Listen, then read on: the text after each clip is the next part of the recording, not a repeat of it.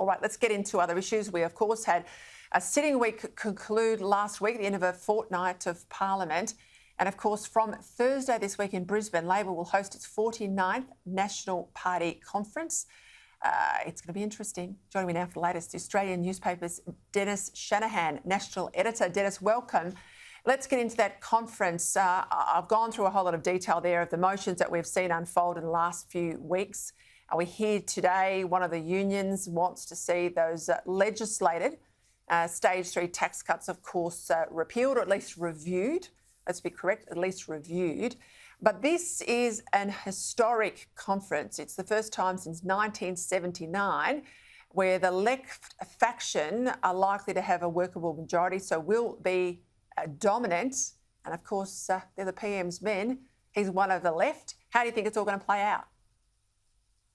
Oh, well, I think in the end we'll have a bit of a show, but in the end, Anthony Albanese will emerge with a platform that he can live with, not too much bad publicity, and then he'll move on back to government the following couple of weeks. I think what's happened over the years, yes, the left is in control, but this isn't going to make a great deal of difference to the conference. What we've seen over the decades is that the conference become less and less important, less and less actually happening at the conference itself. A lot of it is done beforehand, all stitched up in deals. We've seen deals on Palestine. They're working on a deal on AUKUS agreement. There's obviously a big push on climate change. And also, as you mentioned, the stage 3 tax cuts. But I think in the end, we'll see a bit of drama, not as much as we did in the previous years. But I think more importantly here is that, of course, Labor is in government, which always makes the conference much more important. And the platform does account for something. So this is, it is real. But what we're actually looking at is what are all the deals about? Palestine, Israel, the AUKUS agreement, worldwide climate change.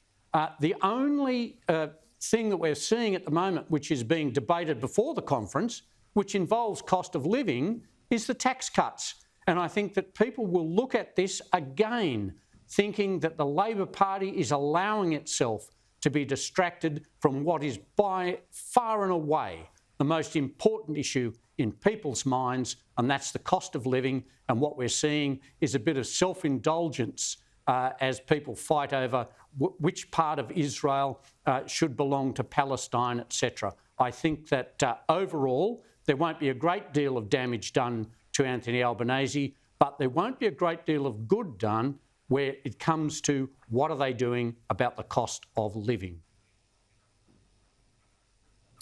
Added to the voice, though, Dennis, and we know that Australians, even if they're supportive of the voice, do want the PM focused on the issues that are on their kitchen table. We saw some recent polling that even if they are supportive of the voice, they also want corporates to get out of the way. They think this is now a decision for the Australian people, and they're sick of being hectored and lectured to. Add in the points you've just made, well made in relation to the weekend's conference. This is the problem the PM risks, I think, looking and sounding like he's out of touch. I mean, he's got away with all the travel in a way that previous Prime Ministers haven't, but he's been absent a lot. People are hurting. We know a lot of people come off their fixed mortgages very shortly. We're not through the worst of it. That's the challenge for him in the coming weeks. That's right. The voice will continue to be top priority for Anthony Albanese. Every time he has an interview, he's asked about it. It's now come down to the point where he just talks about the date, whether it'll be mid-October or the end of October. It's becoming, I think, tiresome for people. It is an important issue. People want to talk about it, and they want to talk about the big issue about the constitutional insertion of a national voice to Parliament. When it comes down to it, that is the big difference between the coalition and Labor and the yes and no camps. And I think that this is the big issue people will look at.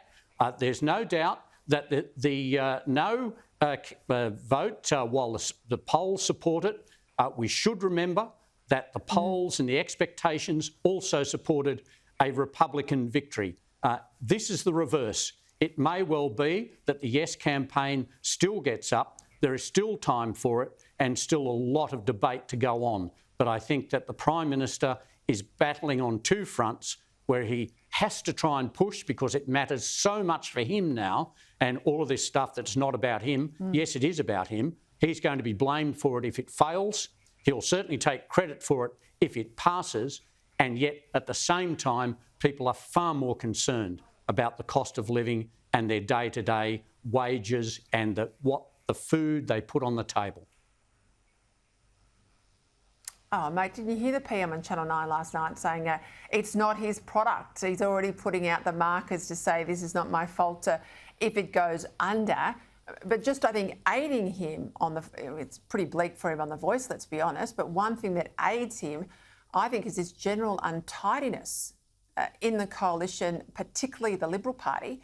I mean, I can't for the life of me fathom how they can say, oh, a national voice is bad, we oppose a national voice, but they're still talking about, as recently as this weekend, they're still talking about legislated voices at lower levels, at regional levels, at local levels.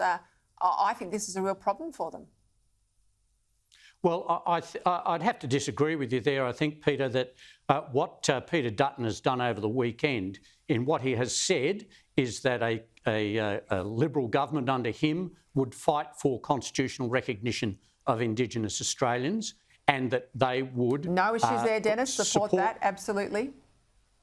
Exactly. And secondly, that he would support a legislated, not constitutional, regional and local voices. Now, this has been his policy all along. This is where he has said, he has called on the Prime Minister to actually differentiate, to separate the issues so that people who do support, there's overwhelming support for constitutional recognition.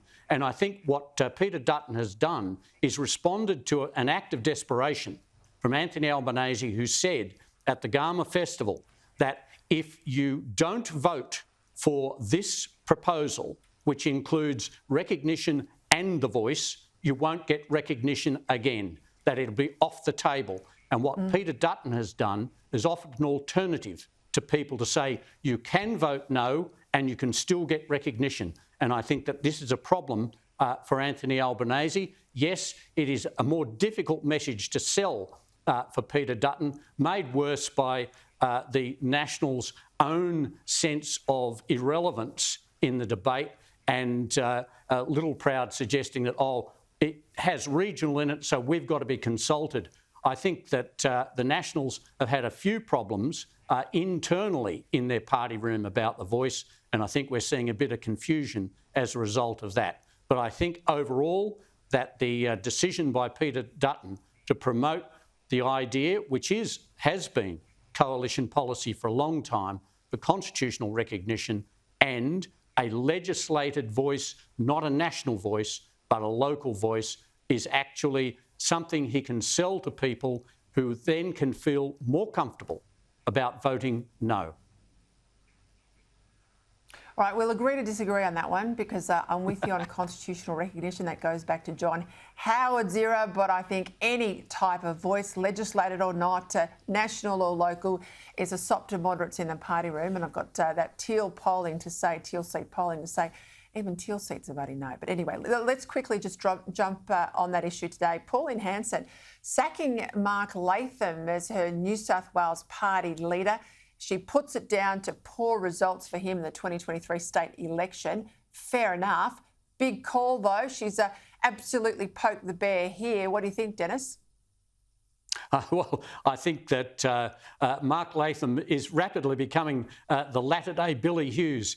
He's led more parties than New Year's Eve, and he will continue to push his own brand, his own personality. And look, he is genuine about what he does.